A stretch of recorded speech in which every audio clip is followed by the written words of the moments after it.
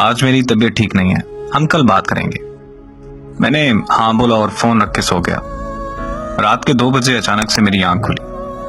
ना जाने कैसे उसका नंबर मिला दिया। उसका नंबर दूसरी लाइन पर मसरूफ था। 5 मिनट बाद मुझे वापस कॉल आई। उसकी छोटी बहन बोली कि मोबाइल मेरे पास है और आप ही सो रही हैं। अगले दिन सुबह से शाम हो गई लेकिन उसने मुझसे राब्ता नहीं किया। मैंने दोबारा से कॉल की और देखा तो फिर से नंबर मसरूफ मिला आ रहा था। 1 मिनट बाद कॉल बैक आई और उसने मुझे कहा कि मैं कजन से बात कर रही थी। मैं खामोशी से उसकी बात सुनता रहा और फिर कुछ वक्त तक हम दोनों खामोश रहे। फिर वो कहने लगी कि अगर ऐसे ही खामोश रहना है तो मुझे बता दो, मैं कॉल बंद कर दूं। मैंने मुस्कुराकर कहा जैसे तुम्हें ठीक लगे। उसने कहा कि ओके, अब मुझे कॉल मत करना। बस ये कहकर उसने कॉल बंद कर दी।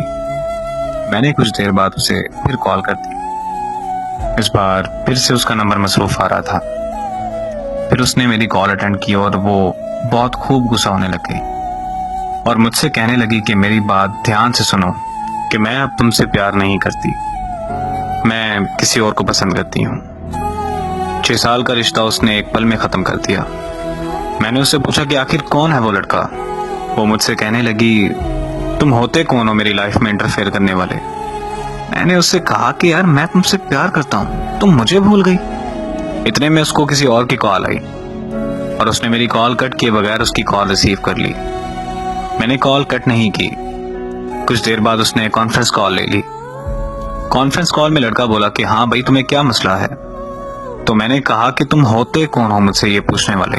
तो वो मुझे कहने लगा कि ओ यार कॉल कट करो और सो जाओ। तो साथ में ही वो बोली कि नहीं जान, ये ऐसे बात नहीं मानेगा, आप इस पागल को इग्नोर करें और मुझसे बात करें। तो वो लड़का बोला कि हाँ मैं भी तो देखूंगी ये कब तक कॉल कट नहीं करता।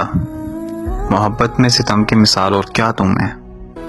मैंने अपने महबूब को किसी और के साथ रोमांस करते देखा है।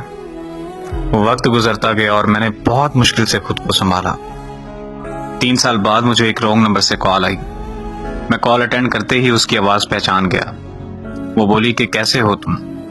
मैंने उसे कहा कि तुम काम की बात करो बस। तो कहने लगी कि तुम मुझसे अभी तक नाराज हो। मैं खामोश रहा और फिर पूछा उसने कि तुमने शादी कर ली। तो मैंने पूछा कि तुमने कर ली। तो वो बोली कि लोग जिस्म चाहते हैं, शादी कहाँ करते हैं लोग। बात यह है कि जिससे आप मोहब्बत करते हैं उससे कभी मोहब्बत खत्म नहीं होती, लेकिन इस तरह करने से आपकी जिंदगी में उस शख्स का वजूद चला जाता है।